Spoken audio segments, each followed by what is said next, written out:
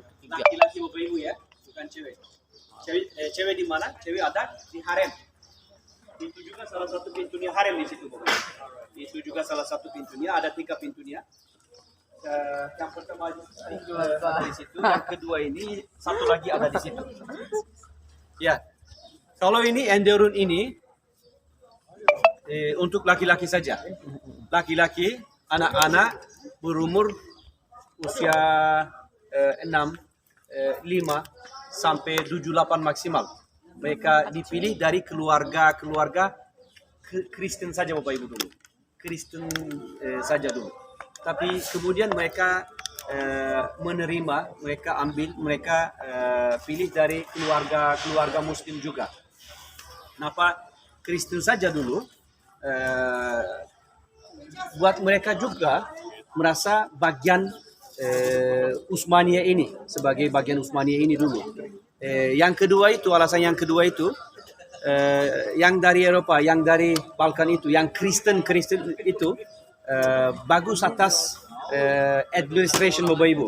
Kalau orang Turki dari Anatolia itu lebih bagus atas pertanian mereka, karena itu mereka pilih selalu dari Kristen dulu. Jadi mereka setelah dipilih dibawa ke sini tidak diterima langsung ke dalam universitas atau sekolah ini dulu Bapak Ibu. Mereka dulu mereka dijadikan Islam dulu, dijadikan Muslim dulu di sekolah-sekolah lain. 7 tahun, 8 tahun minimal 7 belajar dulu. Sekolah Sekolah Galat, Ibrahim atau sekolah Edirne Sarai itu baru diterima dalam sekolah ini akhirnya. Kalau bisa masuk sini Bapak Ibu setelah usia 14-15 seperti itu, belajar di sini juga 7 tahun minimal. Kalau bisa lulus dari sini, lulus dari kelas yang di pojok itu yang ke-7 Bapak Ibu, bisa jadi menteri, ya, jenderal atau perdana menteri. Tapi perdana menterinya juga, jenderalnya juga, siapapun tidak masalah. Siapapun kalau buat salah, langsung bisa diganti posisi. Ya, langsung bisa diganti posisi atau itu tergantung kesalahannya. Kalau besar-besar kadang-kadang dikorbankan juga. Ya, bisa dikorbankan juga. Misalnya salah satu jenderal angkatan laut juga zaman Sultan Sulaiman seperti itu. Walaupun besar namanya, walaupun sangat penting, walaupun buat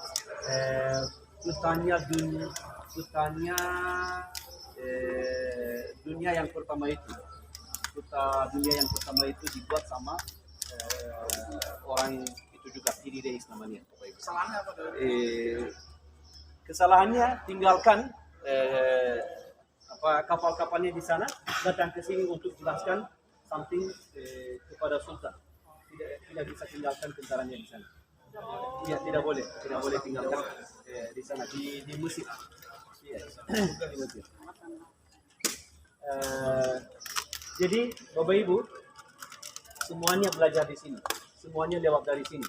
Sultannya juga, untuk jadi sultan juga Bapak Ibu harus datang ke sini dulu. Walaupun istananya beda, setelah mereka pindah ke istana lain juga harus datang ke sini. Mungkin ada yang sudah datang ke Istanbul ini dulu, mungkin sudah lihat Masjid Ayyub Al-Ansari itu dulu. Sebelumnya Masjid Ayyub Al-Ansari itu juga penting Bapak Ibu. Itu juga salah satu tempat yang mereka harus kunjung sebelum jadi sultan. Misalnya kalau sultan meninggal, jenazahnya sultan itu ditaruh di bawah sana, atas tempat yang dirantaikan dengan yang merah itu di bawah sana Bapak Ibu. Anaknya sultan atau adiknya sultan yang siapapun yang bisa jadi kemudian harus datang ke sini, harus lihat jenazahnya sultan di sana dulu. Dan setelah itu baru bisa jadi sultan yang datang ke sini duluan, yang atau yang sampai siapapun yang lebih tua, yang lebih besar, yang lebih anak yang pertama, misalnya, anak laki-laki yang pertama, atau yang datang ke sini duluan. Karena itu kadang-kadang dalam pejabat atau jenderal-jenderal itu yang dekat-dekat sultan itu ada yang mendukung anak ini, ada yang mendukung anak ini juga. Setelah sultannya meninggal, ada yang kasih kabar dia, ada yang kasih kabar ke dia, ya, yang duluan datang ke sini, yang duluan lihat sultannya sini, bisa ambil posisinya sultan itu, bisa jadi sultan kemudian. Tapi untuk jadi sultan itu mereka harus kunjung ke makamnya Ayyub al-Ansari itu. Makamnya Ayyub al-Ansari. Ada di Istanbul juga makamnya Ayyub al-Ansari itu ada di sana, di sini juga, di Istanbul ini juga masjid ada di sana. Ada upacara yang agama di sana. Kemudian upacara seremoni yang pemerintah terjadi di depan pintu ini, kemudian baru bisa jadi sultan. Harus of course kasih bagi-bagi uang juga. Uang itu namanya julus, datang dari jelese, artinya duduk atas takhta. Itu anyway lanjut ceritanya. Sini Bapak Ibu, ada tempatnya tempat jenazahnya sultan yang dimandikan, tempat jenazahnya sultan dimandikan, yang harus dilihat sama anaknya atau adiknya sultan itu. Oke. Kenapa? Karena mau ingatkan sultan-sultan setelah jadi sultan kematian itu dengan tempatnya ini. Karena kantornya sultan ada di sini, di belakang sana ada kamar pribadinya sultan di sana. Ya, kamar yang dia istirahat selalu ada di situ Bapak Ibu, dan ininya kantornya sultan. Harus lihat itu setiap hari, harus lewat sana setiap hari. Jadi dengan itu mereka selalu ingatkan sultan kematian. Kalau ingat kematian itu gak bisa buat salah-salah.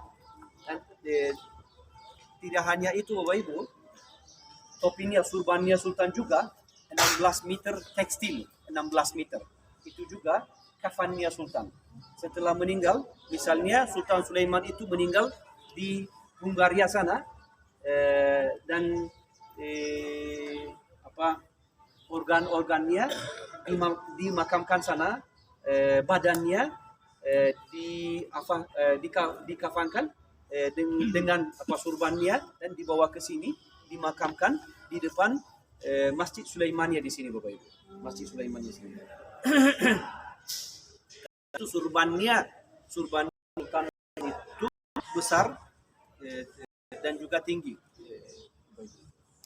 Anyway, depan situ ada di bawah pintu pohon itu ya Bapak Ibu, di bawah pohon yang tinggi itu ada kaca yang kecil. Kaca itu dalamnya ada jam hari dari Sultan Fatih juga, dan Sultan dibuat sama Ali Kuşçu namanya, salah satu saintis. Itulah setelah Sahmi Seman itu namanya sekolah di belakang Masjid Fatih di sana Bapak Ibu. Setelah sekolah itu dibangun, kita mau saintis, guru yang penting Bapak Ibu, ya mau datang ke sini. Tapi guru itu Ali Kuşçu tidak mau ke sini. Dia bilang sangat jauh dari sana. Dari mana? Dari Asia Mongol. Tidak mau.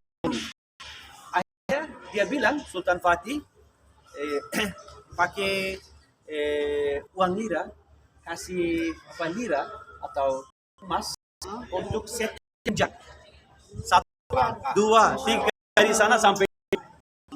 Jadi dia bilang untuk guru yang yang penting seperti dia, dan dia tinggalkan beberapa jam matahari seperti ini di sini. Tidak hanya itu Bapak Ibu, of course semua guru-gurunya, semua pejabatnya diajarin sama Ali Kuscu. Ya, Ali Kuscu namanya Bapak Ibu. Saintis itu, guru itu zamannya Sultan Muhammad Fatih tinggal di sini. Setelah sekolah itu dibangun, Sultan Fatih juga dapat ujian untuk masuk ke sekolah itu, untuk tunjukkan yang lain. Bahwa dia juga Ya, Sultan Fatih juga tidak ada ya, perbedaan, tidak ada perbedaan sama dengan yang lain. Harus dapat ujian. Yang lain juga tidak bisa. Kalau Sultan Fatih tidak bisa, ya dapat. Yang lain juga tidak bisa.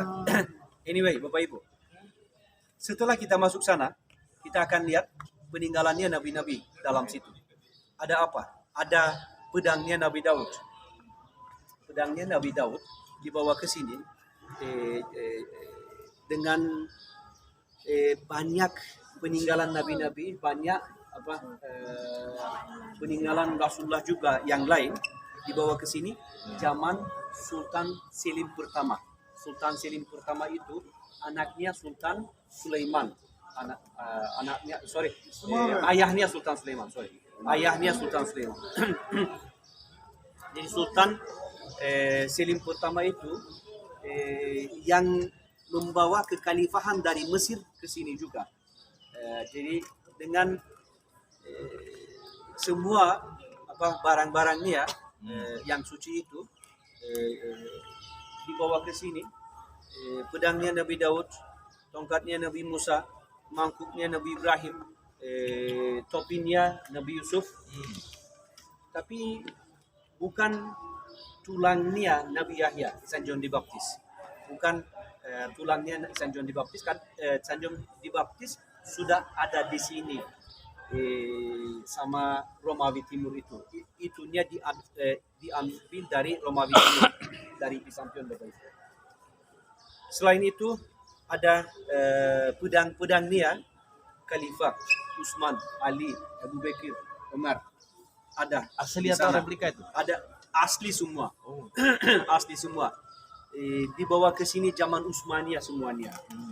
Dan ada jenggot Rasulullah, ada pasir dari kuburan makamnya Rasulullah, ada jubahnya Rasulullah. Ada jubahnya Rasulullah dua di dunia, dua-duanya ada di Istanbul Bapak Ibu.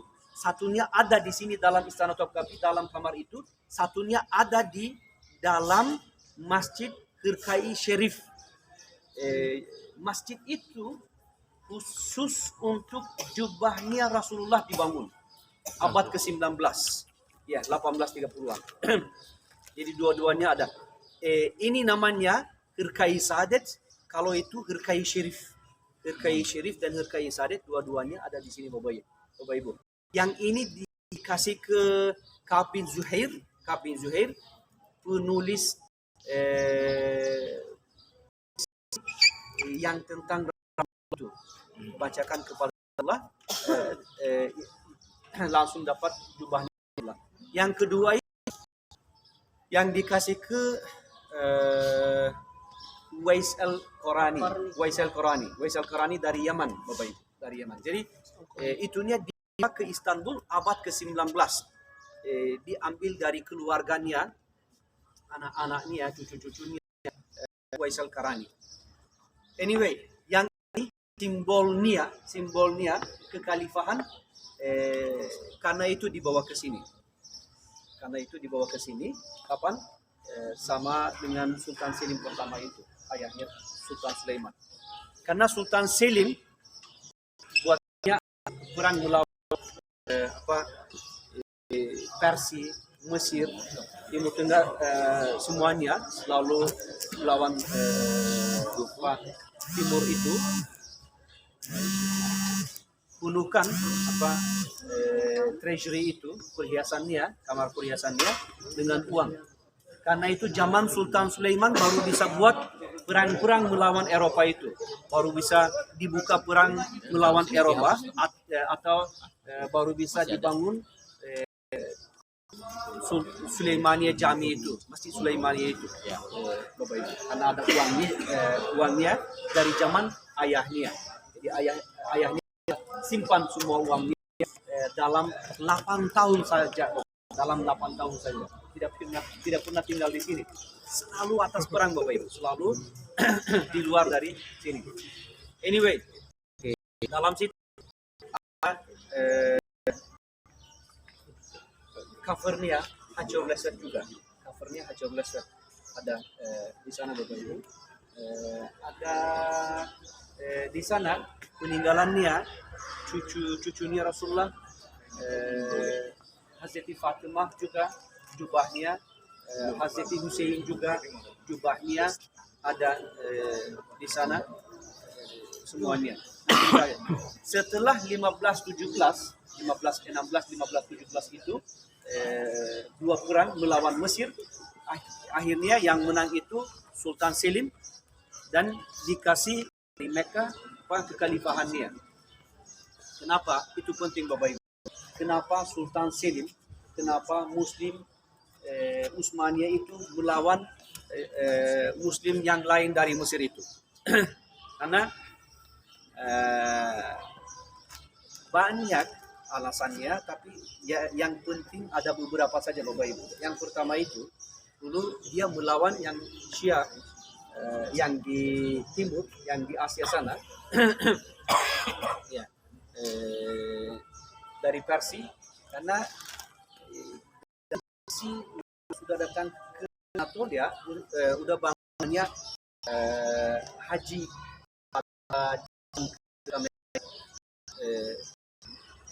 yang khalifah dari Mesir,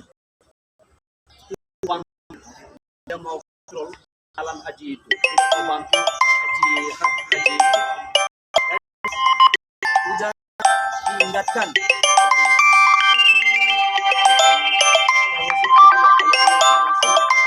tapi Bayezid kedua itu lebih soft, tidak mau masalah, mau perang-perang. Ini Yawuz Selim itu lebih keras, mau tidak masalah kalau ada perang, yang penting negaranya aman, yang penting semua orang-orangnya itu aman. Karena itu setelah jadi sultan langsung dia melawan Persia itu. Selama dia melawan Persia, dari Mesir mereka bantu juga. Karena itu dia langsung melawan Mesir juga setelah itu. Jadi 2016 2017 itu bukan 2000 15-17 ya, 15-17 yang menang itu Sultan Selim, dibawa ke sini kekhalifahannya juga Bapak Ibu. Setelah itu Mesir juga atau semua Timur Tengah juga dijadikan wilayahnya Kesultanan Utsmaniyah saja Bapak Ibu. Dikontrol dari sini juga, dari kantor ini Bapak Ibu, semuanya dari kantor ini. Jadi kantornya Sultan Sulaiman, kantornya Sultan Selim, kantornya Sultan 25 Sultan Bapak Ibu. 25 Sultan kantornya ada di sini. Ini perpustakaan, karena ininya sekolah Bapak Ibu. Halaman ketiga ini Enderun, jadi di tengahnya ada perpustakaan, library. Of course. Okay. Setelah 15-17 itu sampai sekarang masih dibaca Quran di dalam sana. Sultan Selim pertama itu memilih 40 hafiz untuk baca Quran di sana. 24 jam setiap hari. 24 jam setiap hari dipilih 40. Salah satunya 40 hafiz itu sendiri dia, Sultan Selim pertama juga. Dia juga meminta, dia juga order kapanpun waktu saya datang harus ingatkan saya. Walaupun saya tidur harus ingatkan saya, harus saya datang ke sana dia bilang. Ya baca Quran di sana juga. Kalau dia ada di dalam istana ini. Anyway, Bapak Ibu, ayo kita masuk sana dulu. Kita lihat apa